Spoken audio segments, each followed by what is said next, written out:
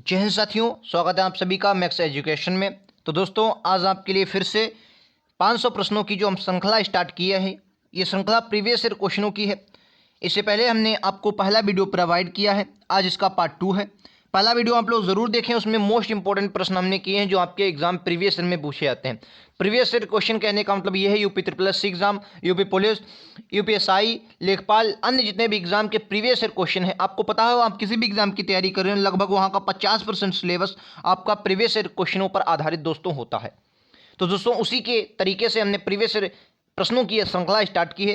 बिना देरी के शुरुआत करते हैं। आज का पहला प्रश्न पार्ट 2 है ये हमारा। इसके पहले जो पार्ट 1 है उसे आप जरूर देखें, उसमें आपको बेहतरीन क्वेश्चन देखने को मिलेंगे जो आपके एग्जाम की दृष्टि में मोस्ट इंपॉर्टेंट होंगे।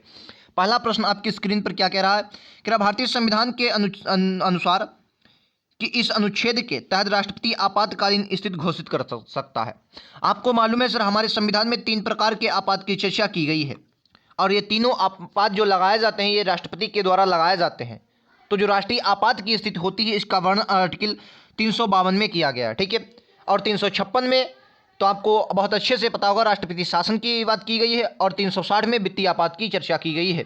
अच्छा, एक बात और भी याद रखना है, कुछ मैं राष्ट्रपति से रिलेटेड आपको आर्टिकल बताता हूं जिन्हें आपको याद रखना है, जो मैंने पिछले भी वीडियो में आपको बताए थे। एक तो आर्टिकल 52, एक आपको याद रखना है 53, एक आपको याद रखना है जो मोस्ट इंपॉर्टेंट आर्टिकल है, एक आपको 61 याद रखना है, एक आप 60 भी याद कर लीजिए, एक आप 72 याद कर लीजिए। ये इंपॉर्टेंट आर्टिकल है। 52 में पद की चर्चा है और 53 में जो कहा गया कि राष्ट्रपति कार्यपालिका का प्रमुख होगा। 61 में महाभियोग है। 60 में उसकी क्या है? 60 में उसकी शपथ है। 62 में उसकी क्षमादान शक्ति है। ये आर्टिकल आपको याद रखना। 72 में तो क्या है, ये आपको आर्टिकल याद रखने। और 123 अध्यादेश याद रखना है, ठीक है। चलिए दोस्तों, अगले प्रश्न पर चलते हैं। दिन और रात का अंतर बढ़ता है जैसे जैसे हम देखिए, अब कह रहा दिन और रात का अंतर कहां पर बढ़ेगा? दिन और रात का अंतर कहां पर बढ़ेगा? जैसे जैसे भूमध्य रेखा से जब हम ध्रुवों, चलिए मैं चित्र बनाता हूं, ये रहा, ये वो पृथ्वी रही, मान लेते हैं 0 डिग्री ये हमारी रही। अब जब आप भूमध्य रेखा से ध्रुवों की ओर जाएंगे, क्या दिन और रात में अंतर बढ़ेगा? तो कहेंगे नहीं। जितना आप ध्रुवों की ओर जाएंगे लगभग दिन और रात वहां पर बराबर होते हैं ध्रुवों पर, तो ये बात आपकी गलत हो जाएगी। दूसरी बात, ध्रुवों से भूमध्य रेखा की ओर, जी हाँ, जो ध्रुवों से आप भूमध्य रेखा की ओर आएंगे ध्रुवों से, तो आप देखेंगे कि दिन और रात का जो अंतर है वो बढ़ता जाता है। तो राइट आंसर आपका दूसरा ही होगा। बाकी इन दोनों क्वेश्चनों का कोई ऑप्शन का लेना देना नहीं। ये प्रश्न आपके एग्जाम प्रीवियस ईयर में पूछा गया है। जितने भी प्रश्न इस वीडियो में हम लोग करने वाले हैं, 25 प्रश्न करने वाले हैं, 25 के 25 प्रश्न किसी न किसी एग्जाम में पूछे गए, इसलिए PDF को तैयार किया गया। क्या डॉक्टर जाकिर हुसैन कौन थे? भारत के तीसरे राष्ट्रपति, भारत के दूसरे उपराष्ट्रपति, या दोनों थे? इनमें से कोई नहीं। तो देखिए, हम राष्ट्रपति के बारे में चर्चा कर चुके हैं। अब उपराष्ट्रपति की कुछ बातें आपको बताना चाहते हैं। देखिए, उपराष्ट्रपति के हमारे संविधान के अनुसार कोई कार्य नहीं है। सिर्फ वो जब राष्ट्रपति नहीं होते हैं उनके स्थान पर अध्यक्ष का कार्य, मतलब कहने का मतलब कार्य करेगा, ठीक है, उनके ना होने पर। लेकिन अब संविधान में कोई कार्य दिया नहीं गया था, इसलिए इसे राज्यसभा का सभापति जो होते हैं वो उपराष्ट्रपति होते हैं। तो राज्यसभा का सभापति का कार्य भी दे दिया गया।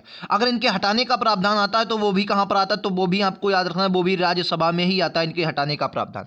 याद रखेंगे, इंपॉर्टेंट प्रश्न है, ऐसे प्रश्न आपके एग्जाम में बनते हैं, तो आप लोगों को याद रखना है। इस क्वेश्चन का राइट आंसर ये दोनों होगा, ठीक है। भारत के तीसरे राष्ट्रपति भी रहे और दूसरे उपराष्ट्रपति भी रहे, ये बात आपको याद रखनी, डॉक्टर हुसैन। अगला प्रश्न, ये प्रश्न आपके एग्जाम में कई बार पूछा गया है, ठीक है। तो इस प्रश्न को आप लोग ध्यान से पढ़ेंगे। क्या किस वर्ष मार्गरेट थैचर ब्रिटेन की पहली महिला प्रधानमंत्री बनी? बोलेंगे, किस वर्ष मार्गरेट थैचर ब्रिटेन की पहली महिला प्रधानमंत्री बनी? 1998, 1997, 1989 या 1800?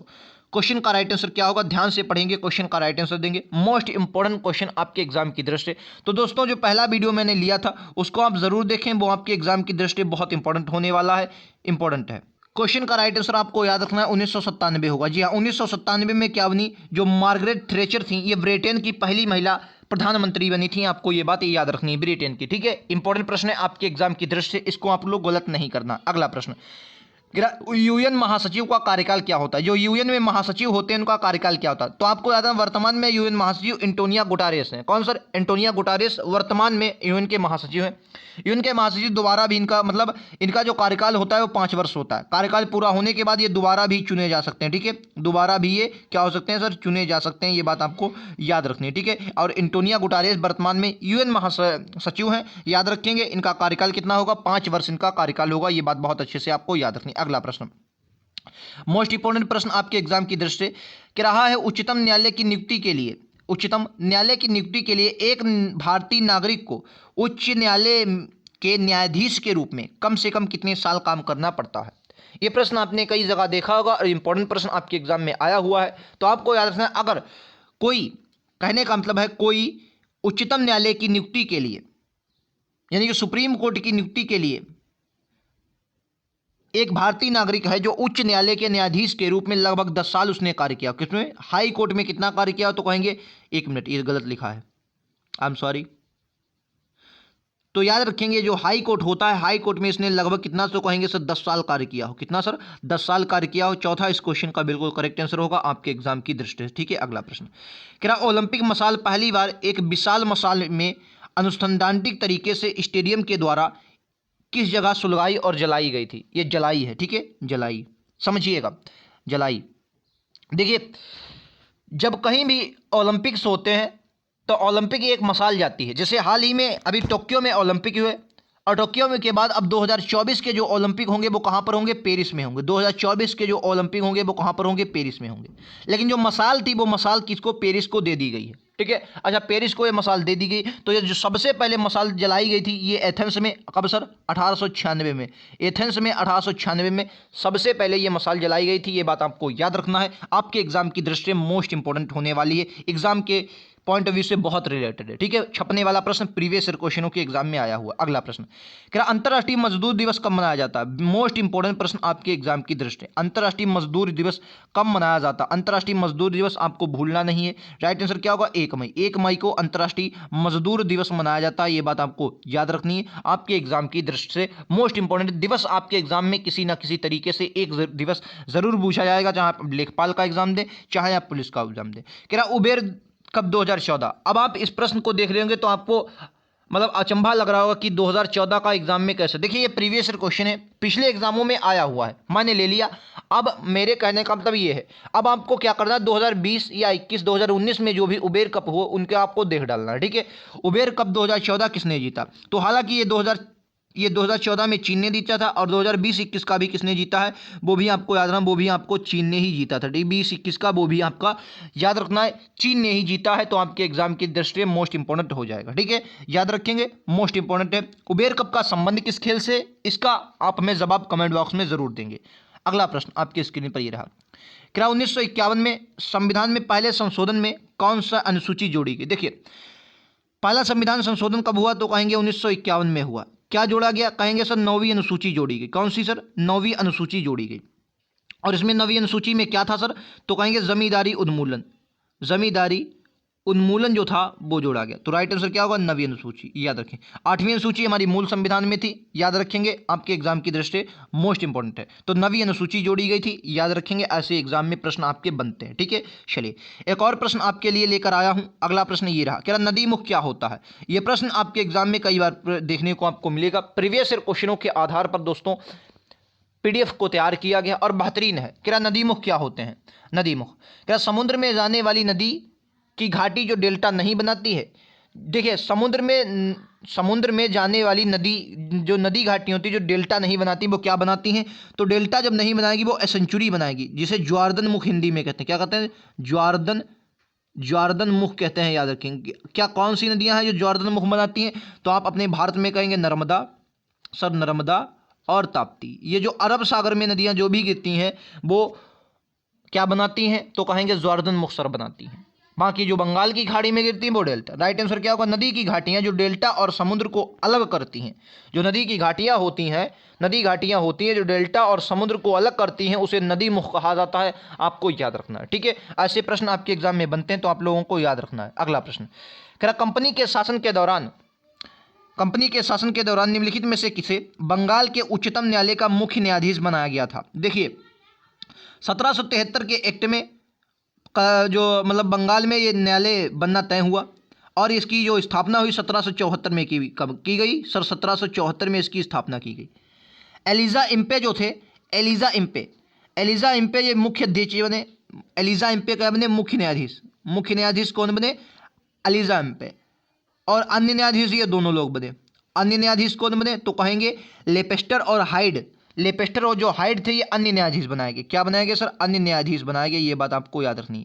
अन्य न्यायाधीश कौन बने? तो कहेंगे लेपेस्टर और हाइड जो थे ये अन्य न्यायाधीश, एलिजा एम्पे मुख्य न्यायाधीश बने। तो 73 के एक्ट में आया, 74 में इसका गठन हुआ था, याद रखेंगे। ठीक है, एग्जाम की पॉइंट ऑफ व्यू से मोस्ट इंपॉर्टेंट जितने भी प्रश्न ला रहा हूं मोस्ट इंपॉर्टेंट है सभी के सभी। कह रहा है निम्नलिखित में से कौन सा शासक महायान बौद्ध संघ का बहुत बड़ा समर्थन था? देखिए महायान बौद्ध संघ में हमको हर्षवर्धन भी देखने को मिलेंगे, लेकिन ऑप्शन में नहीं है, तो राइट आंसर आप कनिष्क को लगाएंगे। देखिए अशोक के बाद अगर सबसे ज्यादा प्रचार प्रसार किसी ने किया तो कनिष्क है, इसीलिए इन्हें द्वितीय अशोक भी कहा जाता है। क्या कहा जाता है सर? द्वितीय अशोक भी कहा जाता है। आपको याद है क्यों? क्योंकि वो बौद्ध धर्म के संबंध रखते थे। अच्छा, एक बात और याद रखेंगे, कनिष्क जो थे, कनिष्क ये कुषाण वंश के शासक थे। केसर वंश के सर कहेंगे कुषाण वंश के शासक थे, और इन्होंने शक संवत चलाया था। जब इनका मतलब राज्याभिषेक हुआ तो इन्होंने शक संवत चलाया, और ये शक संवत कम था 78 ईसा पूर्व में। ठीक है, सॉरी ईसा पूर्व ने 78 ईस्वी में इन्होंने शक संवत चलाया। एक बात और, कनिष्क ने अपनी राजधानी पुरुषपुर पेशावर जिसे वर्तमान में आप कहते हैं, क्या सर? पुरुषपुर पेशावर को ये पहली राजधानी बनाई। दूसरी राजधानी की मथुरा थी, जो मथुरा थी ये आपकी दूसरी राजधानी थी। ठीक है, याद रखें, दूसरी राजधानी की मथुरा थी कनिष्क की। और बात कुछ बताता हूं, कनिष्क ने आपको पता होगा रेशम मार्ग, इनके बारे में बहुत अच्छे, रेशम मार्ग का जो चीन से रेशम मार्ग होता था उसकी मतलब सहायकी थी, ये बात बहुत अच्छे से आपको याद रखनी। कनिष्क के दरबार में चरक जैसे विद्वान रहते थे, ये बात बहुत अच्छे से आपको याद रखनी। इनके ही दरबार मतलब इनके ही समय में मथुरा कली और गांधार शैली ये प्रचलित। मथुरा शैली और गांधार शैली कला की दो मोस्ट इंपोर्टेंट शैलियां, मथुरा शैली और गांधार शैली प्रचलित हुई थी। ये बात बहुत अच्छे से आपको याद रखनी। अगला प्रश्न, क्या उत्तर मुगलकालीन मुगल सम्राट का उपनाम रंगीला था? देखिए अगर आप उत्तरकालीन मुगल सम्राट पढ़ते हैं तो आपको मोस्ट इंपोर्टेंट बात याद रखनी है कि औरंगजेब की मृत्यु कब हुई, क्योंकि आपके एग्जाम में एक बार नहीं प्रीवियस क्वेश्चनों में 10 बार एक प्रश्न आया है औरंगजेब की मृत्यु कब, क्योंकि जब औरंगजेब की मृत्यु हुई उसी के बाद मुगल काल का पतन होने लगा, और औरंगजेब की जो मृत्यु हुई वो 1707 में हुई थी। ठीक है, 1707 में औरंगजेब की मृत्यु हुई, और उत्तर मुगल कालीन आप लोग पढ़ने लगते हैं। ठीक है, 1707 में याद रखना है औरंगजेब की मृत्यु हुई, और 1658 में गद्दी पर बैठा था। याद रखेंगे मोहम्मद शाह जो थे इन्हें रंगीला के नाम से जाना जाता था। याद रखेंगे, आपके एग्जाम की दृष्टि मोस्ट इंपोर्टेंट बात होने वाला है। कौन सर? मोहम्मद शाह, जिन्हें रंगीला कहा जाता था। ठीक है, याद रखेंगे। अगला प्रश्न आपके एग्जाम की दृष्टि मोस्ट इंपोर्टेंट, इस क्वेश्चन को बहुत ध्यान से समझिए। अभी मैं जैसे उबेर कप में समझाया अभी इसमें भी समझाऊंगा। ये 2018 में प्रश्न आया था, शायद मुझे याद नहीं किसी एग्जाम में, लेकिन 2018 में एग्जाम में ये प्रश्न आया, मुझे मिला था। क्या क्यों आया था अभी वो भी रीजन मैं आपको बताता हूँ। क्या 29 सितंबर 2014 के दिन राष्ट्रीय महिला आयोग की अध्यक्ष के रूप में किसने कार्यभार संभाला? देखिए 2018 में क्या हुआ, 2018 में जो राष्ट्रीय महिला आयोग का कार्यभार था वो किसने संभाला? रेखा शर्मा ने। ठीक है, रेखा शर्मा ने संभाला। ठीक है, रेखा शर्मा क्या बन गई? इसकी अध्यक्ष बन गई थी राष्ट्रीय महिला आयोग की। और उससे पहले जो थी, उससे पहले वो ललिता कुमार मंगलम थी। तो एग्जामिनर ने क्या किया, एग्जामिनर ने जो 2018 में बनी करंट का ना बूझकर 2018 के एग्जाम में 2014 में जो बनी थी उनका बूझ लिया गया। हालांकि इनका कार्यकाल पूरा नहीं हुआ था, इन्होंने इस्तीफा दे दिया था ललिता कुमार मंगलम ने। उसके बाद ये इन्होंने मतलब सहायक अध्यक्ष के रूप में जैसे कहते नहीं कार्य संभाला, फिर उसके बाद इन्हें 2018 में अध्यक्ष बना दिया गया था रेखा शर्मा को। ये बात आपको याद रखनी है। राष्ट्रीय महिला आयोग की अध्यक्ष वर्तमान में कौन है? तो रेखा शर्मा है, और 2014 में ललिता कुमार मंगलम बनी थी। ठीक है, तो चौथा इस क्वेश्चन का बिल्कुल करेक्ट आंसर है। आपके एग्जाम में ऐसे प्रश्न बनते हैं, ऐसा नहीं जो करंट में आया वही आपने पढ़ लिया, बल्कि आपको उसके पिछला भी पढ़ना है, जो आपके लिए मोस्ट इंपॉर्टेंट होने वाला है। ठीक है, एक और प्रश्न दोस्तों देते हैं आपके एग्जाम की दृष्टि। क्या निम्नलिखित में से किसे हिमोड़ यानी कि मोरन कहते हैं? हिमोड़ किसे हिमोड़ यानी कि मोरन कहते हैं?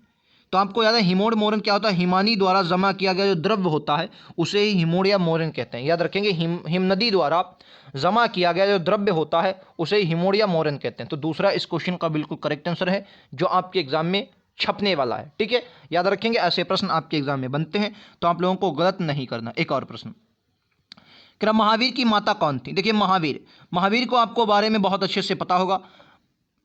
महावीर जो जैन धर्म के ये 24वें जैन धर्म के 24वें तीर्थंकर हुए हैं।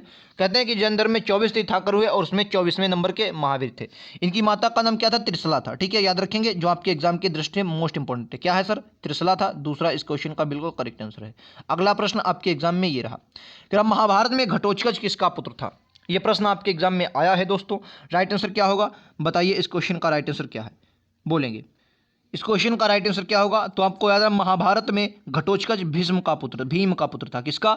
भीम का पुत्र था, याद रखेंगे। दूसरा इस क्वेश्चन का बिल्कुल करेक्ट और बहुत ही शानदार प्रश्न है। अगला प्रश्न दोस्तों ये रहा आपकी स्क्रीन पर। क्या निम्नलिखित में से किस घास को हाथी घास कहा जाता है? देखिए आपने दो तीन प्रकार की आपको घासें देखने को मिलेगी। एक तो आपको शीतोष्णकटिबंधीय घास और एक उष्णकटिबंधीय घास। और आपके एग्जाम में जो ज़्यादा पूछी जाती है वो कौन सी है? वो शीतोष्णकटिबंधीय घास है। कौन सी सर? शीतोष्णकटिबंधीय घास। तो शीतोष्णकटिबंधीय घास को अलग अलग नामों से पुकारा जाता है। जैसे चलिए मैं कुछ शीतोष्णकटिबंधीय घास लिखता हूं, उसके बाद इन क्वेश्चनों को आपको बताता हूं, समझिएगा। जैसे पहले नंबर में आपको प्रेरी याद रखना है। सर प्रेरी कहां पर है? प्रेरी बताइए कमेंट बॉक्स में, चलिए बताइए प्रेरी। एक आपको स्टेपीज देखने को मिलेगी। कौन सी सर? स्टेपीज देखने को मिलेगी, ठीक है। एक आपको वेल्ड देखने को मिलेगी। कौन सर? वेल्ड। एक आपको डाउन्स देखने सर मिलेगी, डाउन्स, ठीक है। और बची एक आपको, हाँ, प्रेरी, स्टेपीज, वेल्ड, डाउन्स और पंपास। एक आपको कौन सी मिलेगी सर? पंपास देखने को मिलेगी, ठीक है, पंपास, ठीक है, याद रखें पंपास। और आपको एक मिलेगी अभी मैं और भी बताता हूं, आपको याद रखना है, ठीक है, इंपॉर्टेंट है ये आपके एग्जाम की दृष्टि। चलिए मैं आपको सभी बताने की कोशिश, समझिए। जैसे प्रेरी कहाँ? ये उत्तरी अमेरिका, ये कनाडा वाले क्षेत्र में आपको देखने को मिलेगा। कहाँ पर? आप कनाडा कह सकते हैं, उत्तरी अमेरिका। ऑप्शन में उत्तरी अमेरिका हो, कनाडा हो, या संयुक्त राज्य अमेरिका का अलास्का वाला क्षेत्र तो भी आप लगा सकते हैं, ठीक है। उत्तरी अमेरिका, कनाडा आप इसको कह सकते हैं। स्टेपीज कहाँ देखने को मिलेगी? ये रूस वाले इलाके में आपको देखने को मिलेगी, रूस। अर्जेंटीना में आपको पंपास देखने को मिलेगी। कौन सर? अर्जेंटीना में हमको कौन सर? पंपास देखने को मिलेगी, याद रखें। कौन सर? पंपास देखने को मिलेगी अर्जेंटीना में। वेल्ड घास के मैदान, ये जो भी लिखवा रहा हूँ ये शीतोष्णकटिबंधीय घासें आपके एग्जाम में पूछी जाती हैं। वेल्ड कहाँ देखने को मिलेगी? तो कहेंगे आप दक्षिण अफ्रीका, साउथ अफ्रीका में देखने को मिलेगी। डाउन सर कहाँ देखने को मिलेगी? तो डाउन्स आप कहेंगे ये ऑस्ट्रेलिया में देखने को मिलेगी। कहाँ पर? ऑस्ट्रेलिया में। ऑस्ट्रेलिया से मकर रेखा होकर गुजरती है, तो ये क्या है सर? सभी के सभी शीतोष्णकटिबंधीय घास के मैदान है। डाउन्स ऑस्ट्रेलिया में देखने को मिलेगी। अब सर क्या है? कह रहा हाथी घास किसे कहा जाता है? तो स्टेपीज को हाथी घास कहा जाता है। अब आपको सबाना और लैनोस देखने को मिलने होंगे, चलिए इन पर भी बात कर लेते हैं। देखिए ये क्या है सर? ये सबाना जो होती है उष्णकटिबंधीय घास है। अभी हम शीतोष्णकटिबंधीय घास देख रहे थे। सबाना जो है ये क्या है? ये उष्णकटिबंधीय घास के मैदान है। क्या है सर? उष्णकटिबंधीय घास के मैदान है। और इसी उष्णकटिबंधीय घास के मैदान को क्या नाम दिया गया? ब्राजील में लानोस कहा जाता है, ठीक है। घास सबाना प्रकार की ही घास है, लेकिन इसको ब्राजील में अलग नाम दे दिया गया, जिसे आप लानोस के नाम से जानते हैं। अगला प्रश्न, क्या बुद्ध के मानव के रूप में सबसे प्राचीन प्रतिमाएं किस कला की से संबंधित? देखिए मैंने अभी क्या बताया आपको, दो प्रकार की कलाएं देखने को मिलती हैं प्राचीन में, गांधार शैली और मथुरा शैली। ये कनिष्क के काल में ज़्यादातर आपको वर्तमान में। यूनान से एक और कला आई थी जिसे हेलेनिस्टिक कला कहते हैं, जो कहीं ना कहीं गांधार शैली का ही रूप थी। राइट आंसर क्या होगा? मथुरा शैली, ठीक है, याद रखेंगे। मथुरा शैली कहीं ना कहीं आपको याद रखेंगे तीनों धर्मों से संबंधित थे। आप कहेंगे कौन कौन से तीन धर्म? तो आपको याद रखना है बौद्ध, जैन और हिंदू, ये तीनों धर्मों से संबंधित है। लेकिन गांधार शैली जो थी ये सिर्फ और सिर्फ बौद्ध धर्म से संबंधित है। तो राइट आंसर मथुरा शैली होगा, याद रखेंगे। अगला प्रश्न आपके एग्जाम की दृष्टि और रहा, ठीक है, यह प्रश्न आपके एग्जाम में पूछा जाएगा कि हरे पर्दों ग्रीन कंटेंट के निर्माण के लिए भारतीय रेलवे निम्नलिखित में से किन दो शहरों को चुना है? देखिए दोस्तों, जो मैंने पहला वीडियो लिया उसको आप जरूर देखें, वो आपके एग्जाम की दृष्टि से मोस्ट इंपोर्टेंट होने वाला, लिंक उसका डिस्क्रिप्शन में मैं दे दूंगा, बहुत इंपॉर्टेंट है। सारे वीडियोज आप लोग 500 क्वेश्चनों की श्रृंखला को देख लें, आपका मैं गारंटी कह रहा हूं एक प्रश्न नहीं छूटेगा, ठीक है। चलिए तो इस क्वेश्चन का right answer Agra to Jaipur होगा, ठीक है। आगरा टू जयपुर, आगरा और जयपुर जो है इन दो शहरों को हरे पर्दों के लिए चुना गया। एक बात और याद रखना है, जैसे हमारे यहाँ जापान की सहायता से बुलेट ट्रेन बनाया जाएगा, तो आपको करंट का एक क्वेश्चन याद रखना है कि बुलेट ट्रेन का पहला जो आपको स्टेशन है वो कहाँ पर? सूरत में बनाया जाएगा। कहाँ पर? सूरत में बनाया जाएगा, आपको याद रखना है। क्वेश्चन का राइट आंसर सूरत होगा, मतलब पहला, ये करंट का क्वेश्चन है। चलिए अगला प्रश्न कह रहा है कि भारतीय संविधान का कौन सा अनुच्छेद संसद को विद्यमान राज्यों की सीमाओं बदलकर नए राज्य का निर्माण का अधिकार देता है? देखिए समझिए, मान लिया कोई एक राज्य है, इसको अलग करके दो राज्य बनाना है। कोई दो राज्य हैं, इनको जोड़कर एक राज्य बनाना है, ठीक है। किसी राज्य का नाम क्या है? परिवर्तन करना है, ठीक है। उसकी सीमाओं को परिवर्तन करना है। इसकी शक्ति किसके पास होती है? वो संसद के पास। इस सबकी शक्ति किसके पास होती है? संसद की, आर्टिकल 3 के अनुसार। लेकिन किसी दूसरे से, मतलब पाकिस्तान से अगर हमने कोई राज्य लिया है और उसको अगर हम अपने देश में मिलाना चाहते हैं, तो आप आर्टिकल 2 के तहत मिलाएंगे, ठीक है, याद रखेंगे किसके तहत, आर्टिकल 2 के तहत। वरना जो अपने राज्य में ही अगर हम किसी का नाम परिवर्तन, जैसे आंध्र प्रदेश से हमने तेलंगाना को अलग किया तो वो आर्टिकल 3 के तहत किया। हालांकि इसमें विधानसभा का भी पूरा रोल होता है, वो जब हम विस्तार से पढ़ेंगे तो आपको समझाएंगे, ठीक है। और आज का अंतिम प्रश्न जो मैं आपको होमवर्क में देता हूं, इसका क्वेश्चन, इसका जवाब आप लोग हमें कमेंट बॉक्स में जरूर देंगे कि हॉकी की प्रत्येक टीम में कितने खिलाड़ी होते हैं। नॉर्मल क्वेश्चन, आप इसका कमेंट बॉक्स में जवाब जरूर देंगे। तो 25 प्रश्नों में से आपका स्कोर कितना रहा हमें जरूर बताएं। और ऐसे लगातार प्रश्नों के लिए आप चैनल को सब्सक्राइब करना ना भूलें। यूपी पुलिस, यूपी लेखपाल के लिए 110% आपको ऐसे क्वेश्चन देखने को मिलते हैं। मिलते हैं अगले वीडियोज़ में, आज के लिए इतना ही। Thank you.